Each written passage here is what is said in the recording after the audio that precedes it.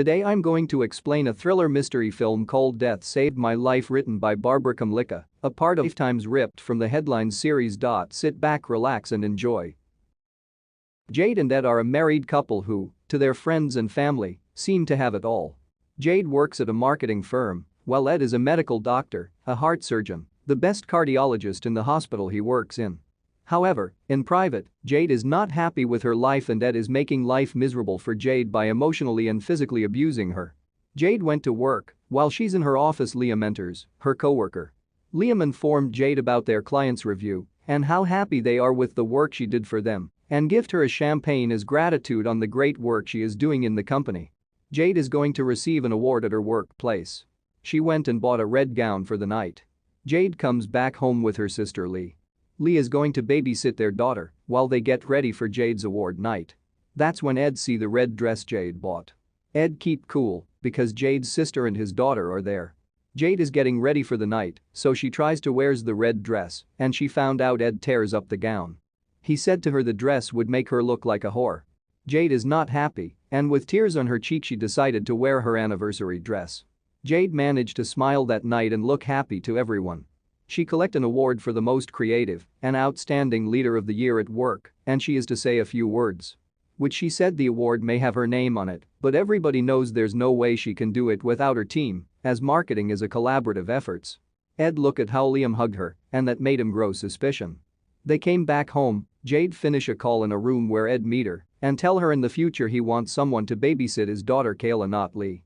Ed said that Lee is having a bipolar and it's hard to manage even with meds. Jade is not happy about it, but she said it's okay.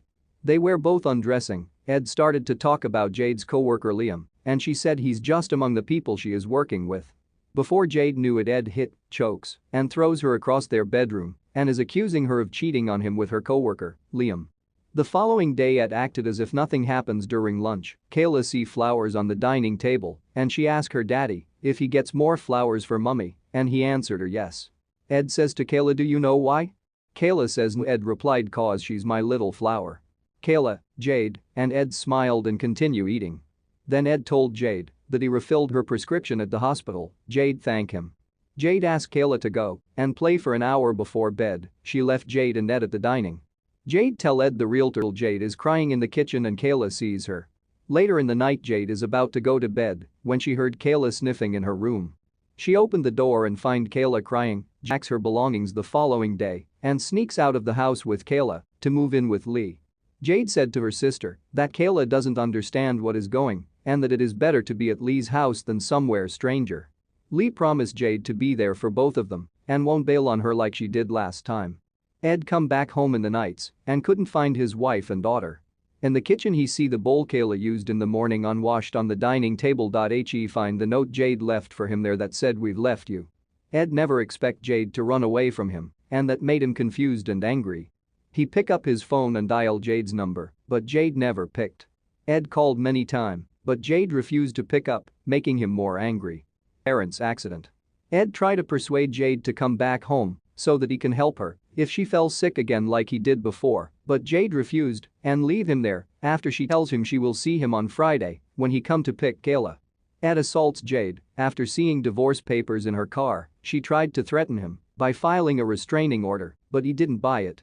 Ed tell her no one is gonna believe her, he saves lives and that everyone is going to think she's crazy and that he should be the perfect one to be with her.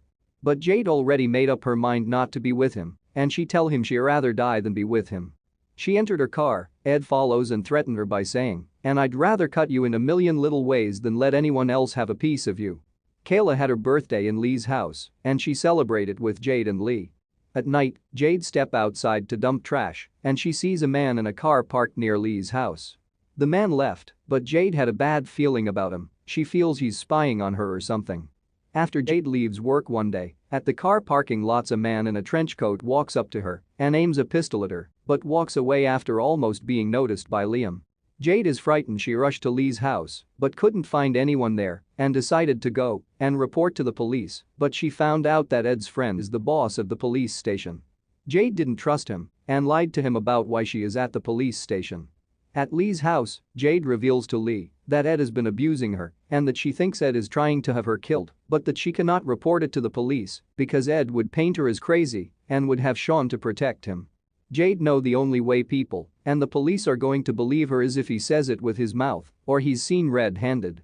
Jade come up with a plan that is going to expose Ed to the police, but she don't want anyone to know her plan.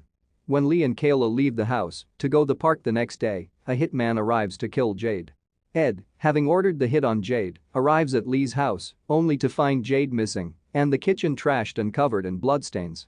Meanwhile, Jade rents a room at a motel. A flashback shows that, before the hitman arrived, Jade cut open her own hands and flung herself around the kitchen to make it look like there was a struggle and that the hitman showed up after Jade had already left. Jade takes several measures to psychologically torment Ed, including sending him their wedding video from an unknown number, making an anniversary dinner reservation at Ed's favorite restaurant, where she leaves a bouquet of white flowers, replacing the slides in a slideshow he made for work with pictures of a skull superimposed over Jade's face, and sneaking into his house to leave her torn-up dress on his bed and fill his closet with her clothes. Jade follows the hitman back to his apartment, where she sneaks in and learns that he is a parolee named Donald. Donald is confronted by Ed at his apartment over Jade still being alive before he notices Jade hiding outside. He runs after her, only to be stopped by his parole officers because Jade has tipped them off. Ed develops a drinking problem and starts to show signs of slipping, like choking his new girlfriend, Diane, after confusing her for Jade, forgetting to pick Kayla up from her babysitter, and being too shaky to perform surgery, which causes him to get fired from his job. Meanwhile, Lee receives a letter from Jade, letting her know that she is still alive and safe. Jade continues to torment Ed by faking photos of her own dead body and sending them to the police, playing their song over Ed's Bluetooth speaker and filling Ed's kitchen with white flowers. After a candlelight vigil for Jade, where Ed almost catches Jade in the crowd during Lee's speech, Lee drives to Jade's motel room but is unknowingly followed by Ed. He walks into the room to confront Jade and attempts to choke her out but is stopped by Sean, who holds him at gunpoint. In the end, Ed is arrested and Jade returns home to I do.